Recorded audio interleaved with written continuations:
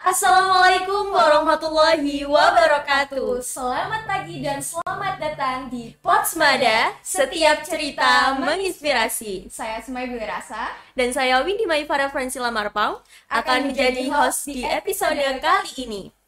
Nah, Semai, sekarang ini udah gak kerasa kan? Karena kakak kelas kita nih yang kelas 12 sedang mempersiapkan dirinya menuju ke kampus impiannya kan? Betul banget, Win. Dan pada hari ini juga sama Maarif NU Pandaan telah mengadakan Kampus Expo yang dihadiri oleh 31 kampus ternama loh. Tidak hanya kampus-kampus yang keren, Smarifda juga mendatangkan salah satu dosen dari kampus ternama di Malang loh, yakni Universitas Brawijaya. Beliau sebelumnya telah memberikan motivasi untuk kakak-kakak kelas 12. Untuk itu, mari kita kenali narasumber kita hari ini dengan Bapak Ilhamuddin Nukman SPSI MA. Beliau adalah seorang dosen di FISIP Universitas Brawijaya dan juga menjabat sebagai staf Ahli Wakil Rektor 3 Universitas Brawijaya. Selamat pagi, Pak. Ya, pagi. Assalamualaikum. Waalaikumsalam. Sebelum kita berbincang-bincang lebih jauh lagi nih, alangkah baiknya kami berkenalan dengan Bapak lebih dalam lagi nih. Boleh, silakan. Kalau boleh tahu nih Pak, biasanya Bapak kerap disapa dengan Bapak Ilham atau Bapak Nukman nih Pak? Biasa dipanggil Ilham biasanya. Bapak Ilham. Bapak Ilham. Oke teman-teman, stay tune untuk mendengarkan percakapan inspiratif bersama Bapak Ilhamuddin Nukman SPSI MA. Untuk selanjutnya kami akan masuk ke dalam sesi tanya jawab. Nah, menurut Bapak nih ya Pak, bagaimana tanggapan Bapak terhadap pelaksanaan Expo Kampus di Smarifda hari ini? Secara umum saya lihat bagus ya. Teman-teman kakak kelas 12 sangat antusias mendengarkan karena mungkin karena mereka dapat penjelasan langsung dari kami yang bekerja di perguruan tinggi tentang bagaimana masuk ke perguruan tinggi, mempersiapkan diri untuk kuliah ataupun kemudian untuk masuki dunia kerja. Baik, pertanyaan yang kedua, menurut Bapak, apa sih itu kuliah dan mengapa kuliah itu sangat penting? Ya, kuliah itu sama dengan sekolah sebenarnya. Cuman kalau sekolah itu kan kita sebut untuk pendidikan dasar dan menengah. Kuliah itu bagi orang-orang yang menempuh pendidikan di perguruan tinggi. Nah, mengapa harus kuliah?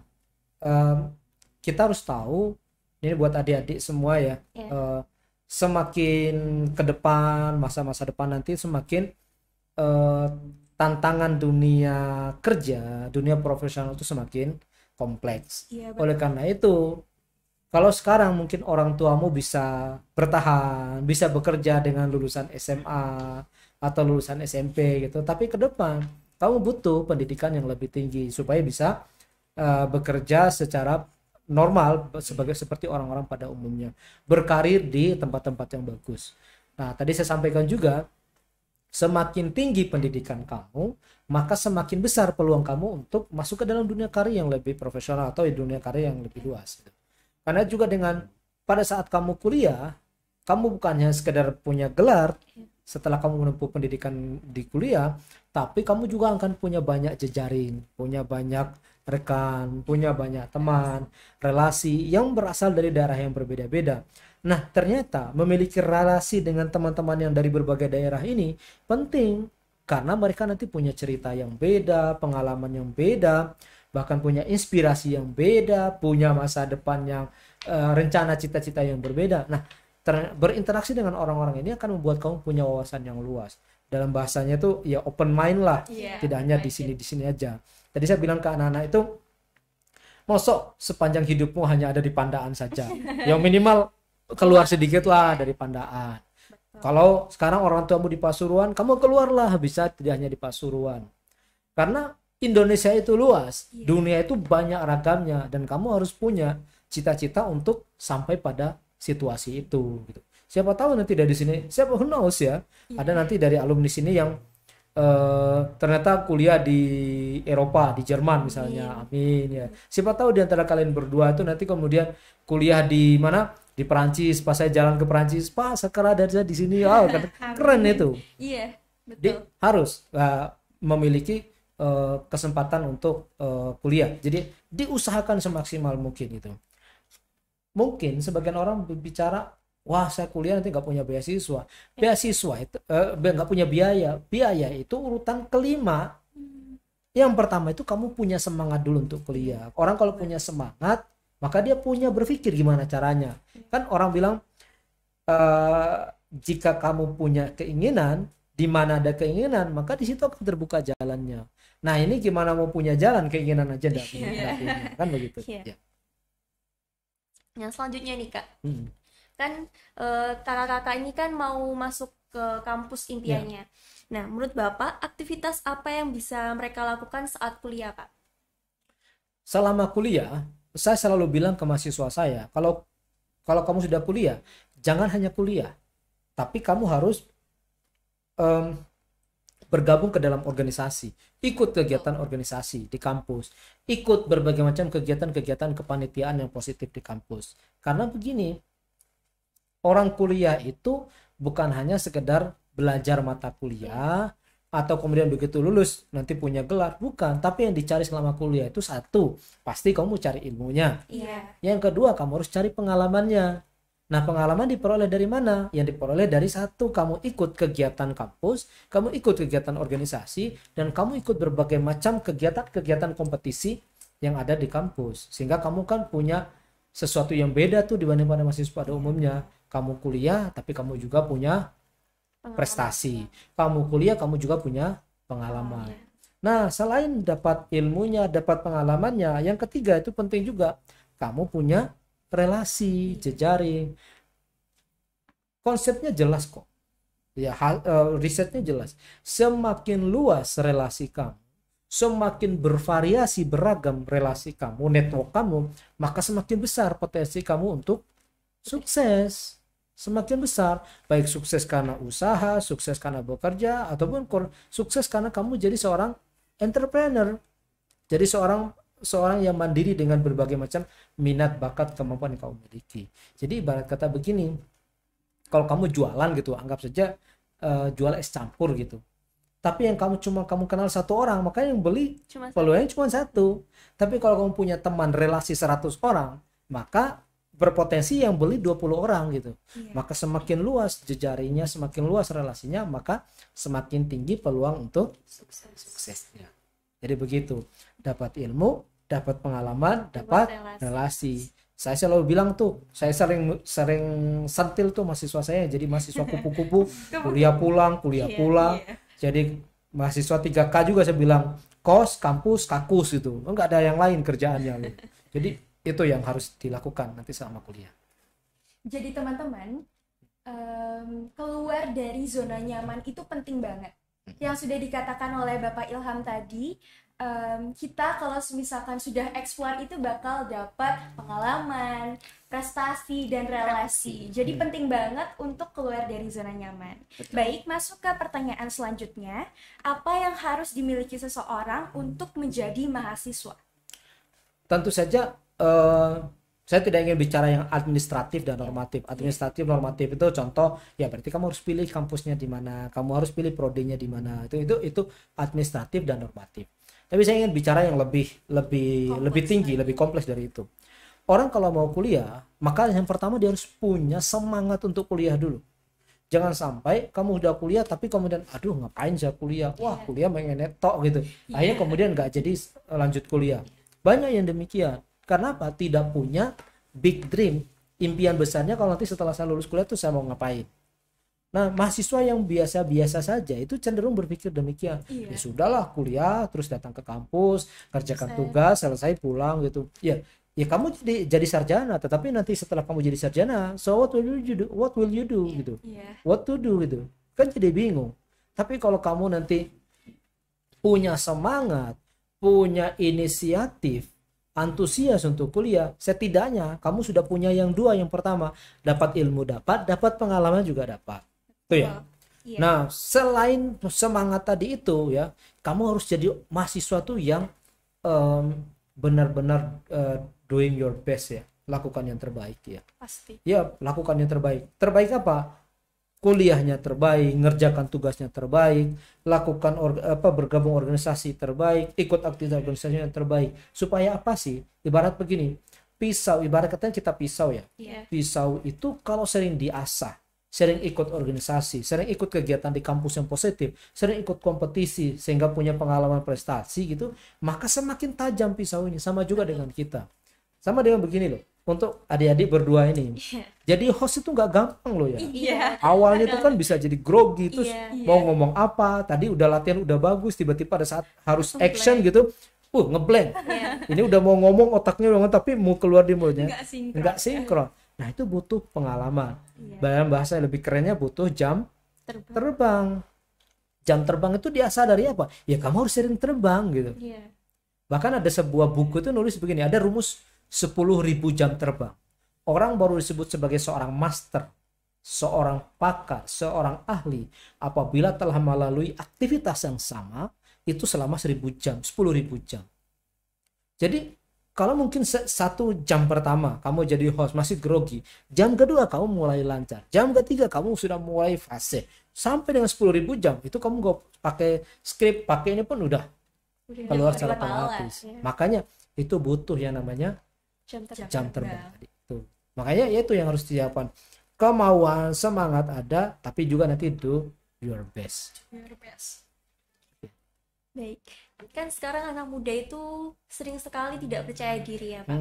Menurut Bapak, bagaimana cara untuk meningkatkan kepercayaan diri di dalam diri anak-anak muda zaman sekarang Pak? Oke, saya mau kasih tahu teorinya begini.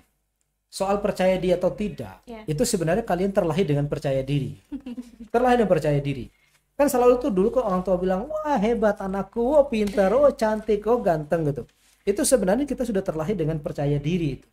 Tetapi apa yang buat menjadi kita tidak percaya diri? Itu karena kita melakukan komparasi, melakukan perbandingan kita dengan orang lain. Betul. Ya kan, bagi cewek misalnya begitu lihat temannya, padahal tadi di rumah sebelum berangkat sekolah sudah lihat cermin, wah aku cantik. Iya. Sampai di sekolah ternyata ada temannya cantik juga. Wah dia bilang, wah ternyata dia lebih cantik. Nah, clue-nya apa? Ketika kamu membandingkan diri kamu dengan orang lain, maka kamu akan cenderung melihat diri kamu lebih rendah dibanding orang lain. Jadi mulai sekarang membandingkan boleh, tapi jangan menurunkan level nilai kamu.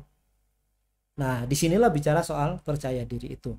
Nah, percaya diri nggak akan terbangun kalau kamu juga tidak terbiasa, tidak terlatih. Makanya semakin orang semakin ahli, semakin terbiasa, maka dia semakin percaya diri. Saya mau begini, contoh. Saya kalau main badminton, main bulu tangkis, itu bisa. Tapi begitu saya bertanding dengan orang yang sering latihan, saya menjadi tidak percaya diri. Karena apa? Karena tadi faktor pengalaman, faktor latihan, faktor terbiasa tadi itu. Artinya apa? Mungkin awalnya kamu merasa kurang percaya diri, tapi ya just flow lagi itu, jalan lagi, lanjut aja terus itu ya. Ibarat kata bahkan kadang-kadang, mohon maaf dalam tanda kutip, tapi tidak cocok untuk ditiru ya. Bisa ngomong begitu orang bilang, waduh saya kok merasa rendah diri, saya percaya diri. Bahasa lainnya tuh what the hell kan begitu kan. Terus ngapain, biasa aja gitu. Bisa jadi orang kan melihat kamu tuh jauh lebih oke dibanding dia, padahal kamu melihatnya balik. Teorinya orang Jawa itu namanya sawang sinawang kan begitu. Ya. Iya. Gitu. Baik, untuk pertanyaan selanjutnya, di era Society 4.0 ini, skill apa saja yang dibutuhkan untuk bekerja, Bapak Ilham? Yang pertama, kamu harus kemampuan komunikasi, itu yang paling penting. Kemampuan komunikasi. Kemampuan komunikasi itu tidak hanya sekedar kamu bicara loh ya, tidak sekedar ngomong gitu. Kamu sekarang jadi host, itu melatih kemampuan komunikasi. Iya, betul sekali. Kemampuannya seperti apa? Bertanya tapi yang berbobot, nah kan gitu. Nah itu kemampuan komunikasi. Kemudian apalagi? Kemampuan menyampaikan informasi. Ya, menyampaikan informasi kan kadang begini. Kamu lihat temanmu mau cerita apa, jadi kemudian dia ngomong, aku tadi nggak mau ngomong gitu, tapi kok jadi cerita itu gitu. Itu karena tadi itu nggak terlatih untuk cara berkomunikasi. Jadi berkomunikasi itu level pertama kamu ngomong, yang kedua kamu ngomong yang berbobot, yang ketiga kamu ngomong berbobot dan menginspirasi. Itu baru kemampuan komunikasi. Itu yang pertama yang harus punya. Yang kedua, kemampuan untuk memiliki kemampuan bahasa yang bukan hanya satu. Ya. Karena dunia kamu harus lebih luas nih. Harus kamu lebih luas. banyak loh kamu lihat contoh-contoh misalnya yang streamer di YouTube, podcaster di YouTube itu yang dia apa namanya, dia temannya itu bukan hanya di Indonesia, tapi dia latihan bahasa itu dengan teman dari luar negeri. Karena apa? Banyak juga loh orang luar negeri itu yang cari teman lintas negara. Maka kamu harus punya kemampuan untuk berbahasa lebih dari satu. Bahasa Indonesia pasti, maka miliki kemampuan bahasa yang kedua, yaitu bahasa Inggris. Setelah bahasa Inggris dikuasai, mungkin kamu butuh bahasa yang lain lagi gitu ya. Jadi ini bukan bicara bahasa isyarat, enggak, tapi kamu harus bahasa Indonesianya lancar, bahasa Inggrisnya juga lancar. Dengan kamu bahasa Indonesia, maka area pergaulan kamu masih nasional Indonesia. Tapi begitu kamu bisa bahasa Inggris, maka area kamu adalah internasional. Jadi gitu, kemampuan berbahasa, komunikasi berbahasa. Yang ketiga, kemampuan apa lagi? Kemampuan untuk membangun relasi. Penting loh ya. Kamu sekarang SMA kelas 11 atau kelas 2. Tapi boleh enggak kalau kelas 11 itu kemudian mencoba experience untuk cari relasi dengan orang yang bukan hanya kelas 11, bukan hanya di Ma'arif, kan boleh banget kan? Nah, ini namanya kemampuan membangun relasi. Apa yang harus dilakukan? Ya, ketika dikasih kesempatan gitu, mungkin teman-temanmu yang lain, kamu jadi hostnya podcast ya, oh nggak berani, saya nggak bisa. Itu sebenarnya sama dengan kamu sedang membuang 1 jam dari 10.000 jam tadi itu. Iya. Kenapa saya ngomong begini? Saya jadi trainer, saya jadi instruktur, jadi public speaker, itu sudah lebih dari 15 tahun. Kebayang nggak sih 15 tahun itu berarti kan 1 tahun, berarti ada 365 hari. Dikali 10 tahun, berarti berapa tahun tuh? Berarti ada 3.650 hari. Berarti bayangkan 1 hari kalau kemudian saya jadi trainer 1 jam, berarti saya telah melalui 3.650 jam. Itu kalau 1 jam. Sementara saya tiap hari setidaknya saya jadi public speaker itu minimal 2 jam, minimal 3 jam. Jadi 10.000 itu akan terbangun. Jadi ibarat kata begini. Ibarat kata bahkan saya bermimpi pun, saya ngigau pun, bahasanya kemudian bahasanya bahasa yang positif, bahasa yang kemudian saya seperti bahasa di training dan seterusnya. Jadi ketika dikasih kesempatan, yes, saya ambil. Meskipun kamu enggak bisa, nanti belajar, nanti latihan. Gitu. Itu yang kemampuan komunikasi, kemampuan berbahasa, kemampuan membangun relasi. Kemudian yang keempat, ini penting nih, kemampuan nih. Kamu harus menguasai dunia digital. Dunia digital. Karena begini nih. Kemana begini nih? Podcast ini jadi. Nanti diunggah ke YouTube-nya ini. Tapi nanti juga saya izin, nanti semoga nanti saya diizinkan diunggah ke channel saya juga. Maka coba lihat begini nih. Begitu kamu masuk ke dalam dunia digital, maka yang melihat kamu bukan hanya lagi teman-teman Ma'arif. Begitu masuk ke dalam dunia digital, maka seluruh dunia akan tertuju padamu gitu. Kan siapa tahu, mungkin kamu sekarang kelas 11, tapi begitu kamu latihan terus, bisa jadi nanti ada televisi yang kemudian, wih ini cocok nih, tinggal diasah sedikit nanti bisa jadi nih. Itu peluang loh. Semakin banyak yang menatapmu, semakin banyak kepala yang melihatmu, maka semakin banyak orang yang akan melihat peluang, kesempatan, dan pintu buat kamu, bahkan berikan karpet merah buat kamu gitu. Makanya tadi itu dunia digital. Kamu biasanya kan kayak usia kalian itu kan punya media sosial, tapi kan hanya untuk narsis tuh. Lo buat kamu misalnya kayak usia kayak begini kelas 11 itu, misalnya bikin podcast yang positif gitu ya. Misalnya, teman-teman hari ini kamu udah sarapan belum? Oh belum ya, aku udah bikin sarapan nih. Aku bikin mie telur, tapi bukan mie telur sama kayak punya kamu. Aku bikin mie telur yang spesial. Ini nih jadinya. Loh, bagi sebagian orang kelihatan itu remeh, tapi dalam dunia digital itu akan menjadi sesuatu yang ramai dan menarik. Nah, itu tadi yang penting. Kemampuan yang pertama komunikasi, kemampuan berbahasa lebih dari satu, kemampuan membangun relasi, kemampuan untuk digital. Jadi wajah kita sekarang wajah digital pokoknya. Wajah AI. Wajah AI. Gitu. Selanjutnya nih Pak, kalau boleh tahu, apakah ada beasiswa saat kuliah dan ada macam-macam seperti apa itu beasiswa di kuliah Pak? Beasiswa di kuliah itu saya bisa bilang tuh begini, kalau bahasa orang Malangnya, Jawa Timurannya itu awakeh. Wakehpol. Jadi saya mau begini, buat teman-teman itu yang tidak mau kuliah gara-gara alasannya tidak punya beasiswa, itu kayaknya terlalu naif. Iya, terlalu naif. Sekarang banyak sekali. Banyak beasiswa. Bahkan kalau kamu nggak punya beasiswa, kamu bisa survive kok. Bisa survive. Masa makan sekali sehari, kamu bisa bertahan hidup kok. I have profit gitu. Saya sudah membuktikan itu gitu. Bahkan ini ketika saya kuliah, ketika saya hampir mendekati lulus kuliah itu kan nggak punya uang tuh. Saya selama ada 4-5 hari kalau nggak salah tuh, saya makan tuh, tahu nggak makan apa? Saya makan daun jambu. Daun jambu tuh, daun jambu itu loh. Yang kalau kamu makan jambu itu berturut selama 1 minggu, kamu susah BAB itu. Jambu biji itu. Tapi apakah saya mati? Enggak, karena saya yakin kamu enggak makan 1 minggu, tapi kamu tetap mengunyah sesuatu untuk masuk ke dalam perutmu, kamu tetap bisa survive. Iya, betul. Bisa survive. Meskipun kamu sehari misalnya hanya minum 1 botol gitu loh. Ibarat kata, kita nggak bisa minum kalau nggak minum higienis. Kamu minum air sumur itu loh. Meskipun di situ ada orang bilang ada kumannya, kamu tetap bisa bertahan. Kenapa? Tubuh kita punya kemampuan untuk bertahan. Artinya apa? Ini saya mau ngomong nih. Jangan jadikan alasan tidak punya uang untuk kuliah. Karena nanti buat kamu, misalnya kamu yang dari Ma'arif, kamu kan bisa ngaji kan? Bisa. Nanti lu kuliah, waduh saya nggak punya uang saku bulanan ini. Tanya tetanggamu, Pak, Bu, punya nggak anak kecil? Gimana kalau saya ngajar ngaji? Nggak apa-apa deh, saya dibayar 50.000 seminggu, kan begitu. Itu membuat kamu menjadi punya daya tahan. Tadi ada peserta yang tanya, gimana caranya survive dari selama kuliah? Yuk gampang. Yang penting kamu jangan menyerah tok pokoknya.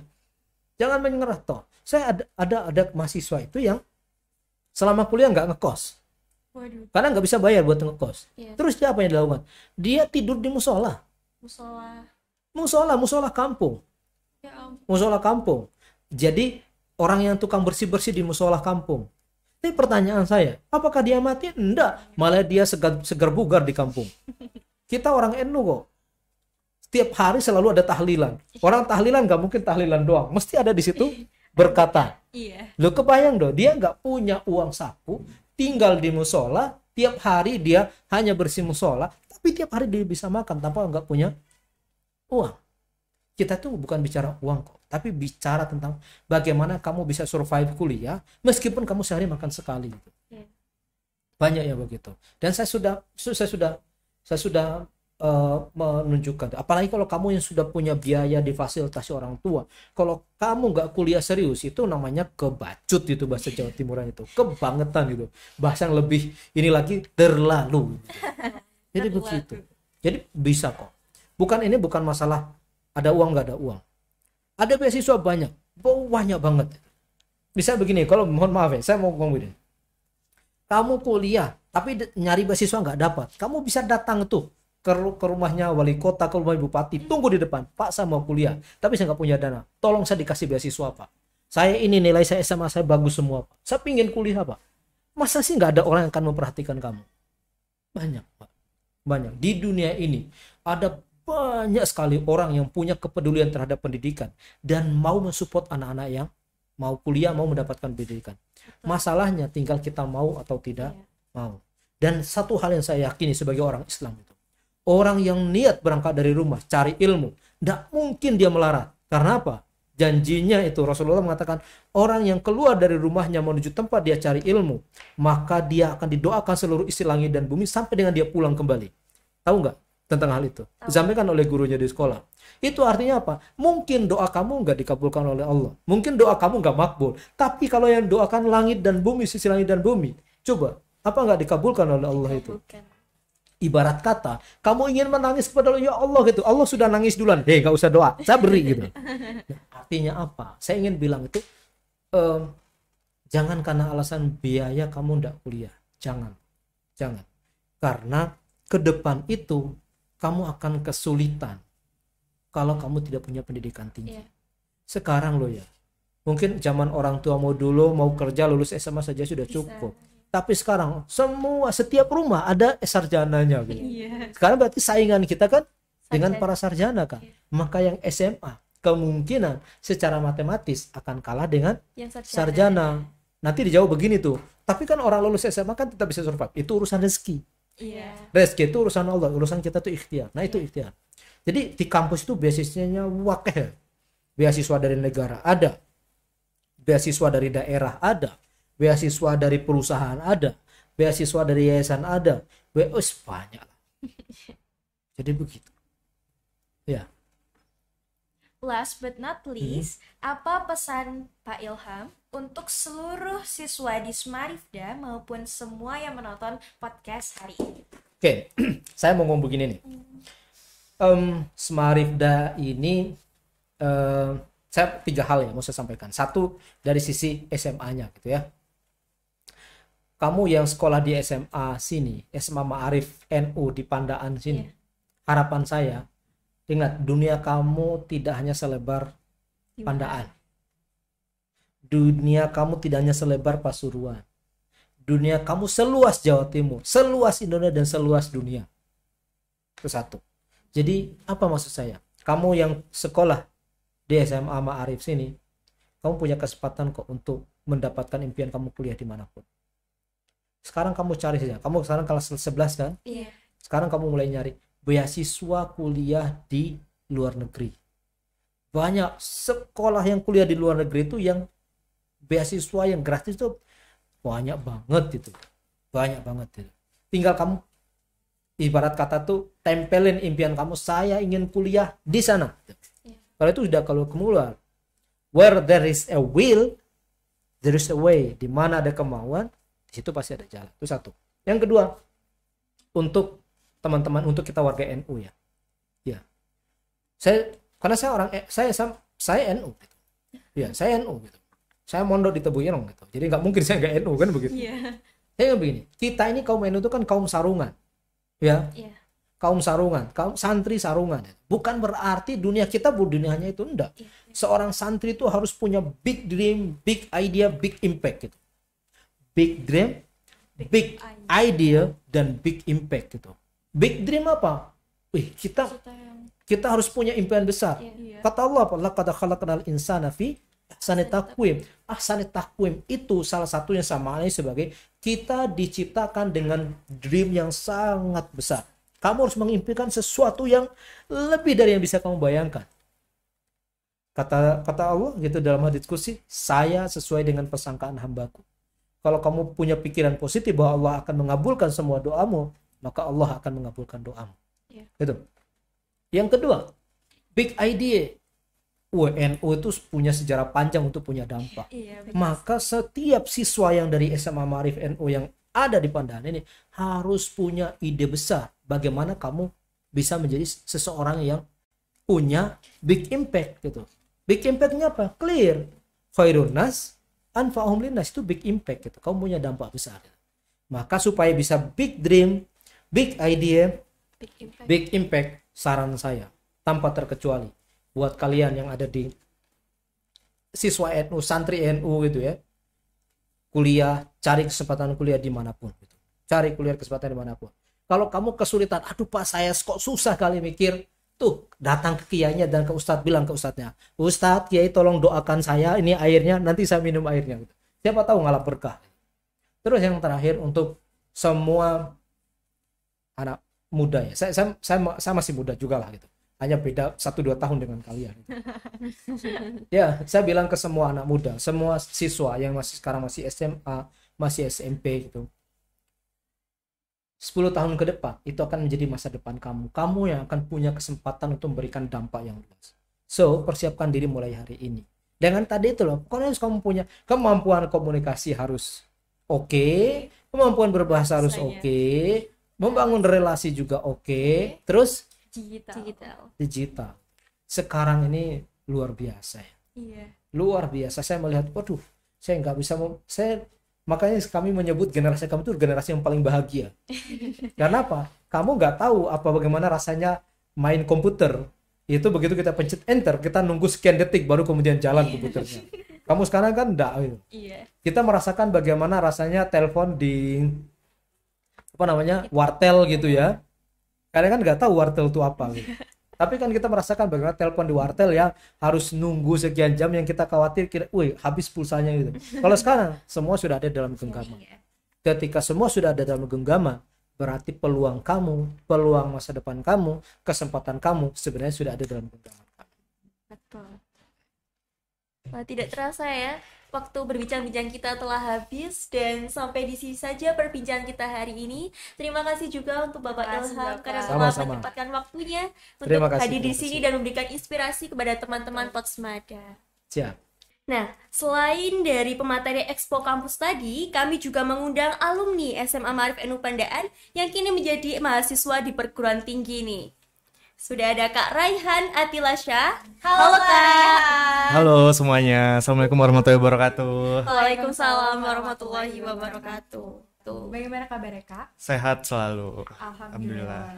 Selamat datang di Potsmada. Iya, terima kasih semuanya. Kembali lagi di kampung halaman nih. Iya, betul.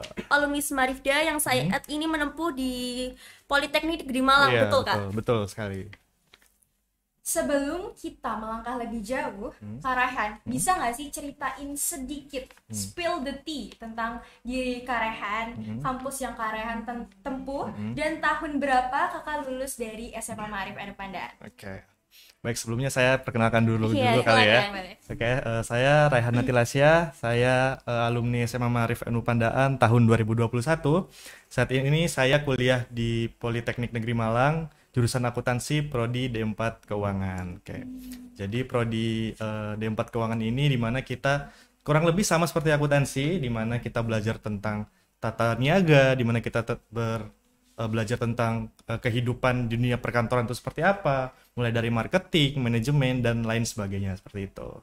Berarti dari awal menempuh jenjang SMA ini Kak Raihan sudah interest ke mata pelajaran ekonomi. Iya, betul. Mungkin bisa dibilang saya itu dulu dibilang linjur ya. Saya dari IPA, kenapa bisa kuliah di jurusan ekonomi atau sosum gitu. Menurut kakak sendiri nih, apa arti Semarifda bagi kakak dalam perjalanan pendidikan kakak selama ini?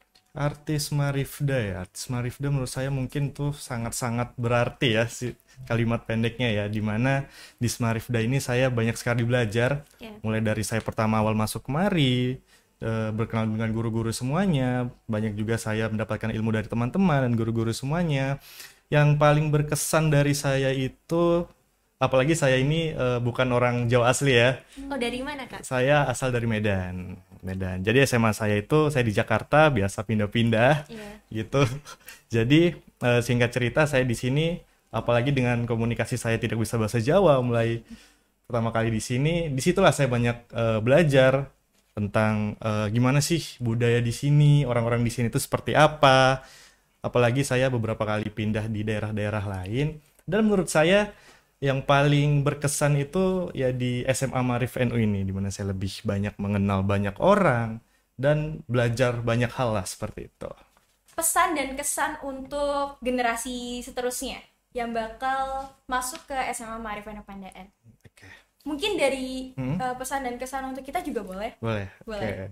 Jadi untuk mungkin pesan kesan dulu ya. Untuk pesan kesan untuk siswa-siswa SMA Maarif bisa lebih mengimprove diri gitu ya, apalagi di era globalisasi ini banyak sekali kaula-kaula muda yang masih belum tahu arah, bener ya, arah tujuannya seperti apa. Mungkin kita di sini apalagi tidak terkhususkan untuk siswa-siswa SMA Maarif saja, mungkin untuk teman-teman semuanya, mungkin kalian bisa lebih mengetahui dan lebih mencari jati diri kalian, agar ke depan dan kehidupan kalian itu bisa lebih tertata dan lebih baik ke depannya. Seperti itu juga yang saya pelajari di SMA ini, di mana saya lebih mengimprove diri saya dengan latar belakang saya yang sebelumnya tidak tahu menahu dan budaya seperti di sini seperti apa, dan itu juga menjadi faktor pemicu saya dan semangat saya untuk belajar dan mengimprove diri saya lagi seperti itu. Baik, Kak Raihan ini kan kuliah di D4 Keuangan nih Kak. Iya, betul. Apa aja keluh kesah selama kuliah di D4 Keuangan ini Kak? Untuk keluh kesah ya banyak kesah ya juga. Banyak kesah. Banyak kesah juga. Dimana di 4 keuangan ini banyak orang bilang ya jurusan yang paling sulit gitu ya.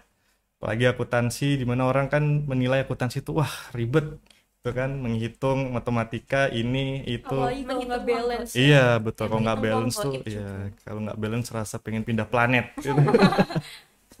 Gitu makanya disitulah mungkin awal-awalnya itu sulit, terus entah lama kelamaan lama-lama suka, dan alhamdulillah sampai sekarang lancar gitu. Berarti kuliahnya tuh bener-bener mulai dari nol ya, karena Iya. kan linjur. Saya kan anak IPA, Ya.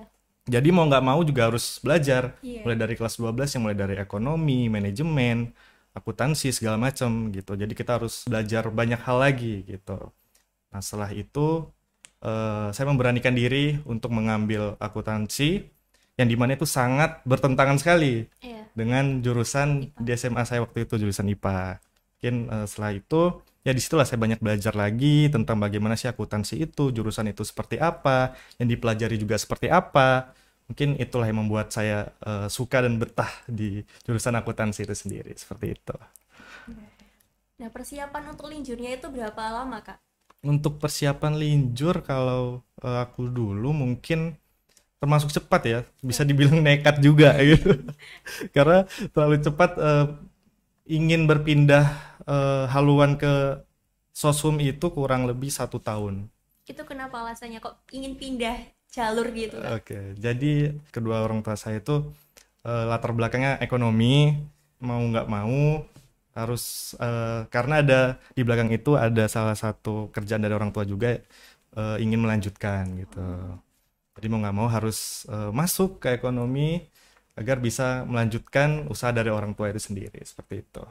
Baik, masuk ke pertanyaan selanjutnya. Kita juga mau tahu nih perjalanan pendidikan Kak Rehan di masa perkuliahan sebagai mahasiswa. Apakah Kak Rehan tipe yang kupu-kupu atau yang kura-kura?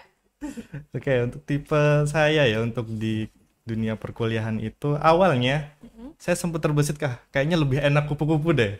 Gitu kan, apalagi cuman kuliah pulang Iya, pulang gitu betul. kan. Cuman dalam perjalanan waktu saya berpikir kalau selain kuliah pun itu juga banyak sekali hal-hal atau kegiatan-kegiatan yang bisa diikutin gitu, di mana banyak sekali benefitnya untuk diri kita ke depannya. Semisal kita gabung ke organisasi, di mana kita di situ mendapatkan banyak sekali relasi, manfaat, dan paling penting ya untuk zaman-zaman sekarang ya. Apalagi apa sih kamu kegiatan kamu di organisasi itu seperti apa, tujuan kamu masuk organisasi itu apa? Biasanya nih anak-anak sekarang ini teman-teman semuanya biasanya biar ada gampang mencari orang dalam, biasanya gitu. Atau enggak template-nya biar nambah pengalaman? Iya, betul. Biar nambah pengalaman juga bisa begitu. Jadi saya di dunia perkuliahan itu kurang lebih mengikuti berbagai macam kegiatan. Contohnya saya sekarang masih aktif di BEM Universitas. Di situ banyak sekali lah kegiatan yang saya dapat di situ. Mungkin untuk organisasi itu saja sih, karena di BEM itu menurut saya sudah mencakup semua organisasi begitu. Menurut Kakak sendiri nih bagaimana acara Expo Kampus hari ini tadi? Acara Expo Kampus hari ini menurut saya sangat-sangat baik ya. Apalagi dari tahun ke tahun semakin lama semakin baik juga. Dimana Expo Kampus pada awalnya juga kan pertama kali diselenggarakan waktu zamannya COVID. Iya. Masih zamannya belum banyak orang datang gitu. Lama kelamaan dari tahun ke tahun banyak sekali improve dan banyak juga, dan alhamdulillah dari alumni juga banyak sekali yang berpartisipasi setiap tahunnya. Jadi menurut saya Expo dari tahun ke tahunnya, terutama tahun ini, sudah sangat-sangat baik dari tahun sebelumnya, seperti itu. Terima kasih banyak Kak Rehan Ya, sudah sama-sama. berbagi cerita inspiratif Kakak Iya. di podcast hari ini. Nah, dan ada informasi penting nih buat adik-adik kelas SMP yang ingin join di Smarifda. Karena di Smarifda telah membuka pendaftaran gelombang 1, dibuka mulai tanggal 2 Januari hingga 11 Mei 2024. Cara pendaftarannya dengan ada 2 cara nih guys. Yang pertama, bisa langsung datang ke SMA Maarif Anu Pandaan, Jalan Raya Ahmad Yani nomor 92 Pandaan, tepatnya di TU Gedung Putih. Cukup membawa foto 3x4 berwarna. Untuk siswa SMP Maarif Anu Pandaan, pendaftarannya gratis loh. Nah, sedangkan untuk siswa dari sekolah lain, biaya pendaftarannya hanya 200.000 saja. Atau dengan cara kedua, scan barcode di bawah ini nih. Ayo segera daftarkan diri kalian. Semoga setelah melihat Banyaknya kampus. alumni yang sudah datang ke SMA Maarif Henry Pandaan, kakak kelas 12 bisa masuk ke universitas yang diimpikan. Dan terima kasih buat Kak Rehan atas Terima kasih kehadirannya. sama-sama. Dan juga narasumber kita hari ini semuanya. Sampai jumpa di episode berikutnya. Posmada, setiap cerita menginspirasi. Wassalamualaikum Warahmatullahi wabarakatuh.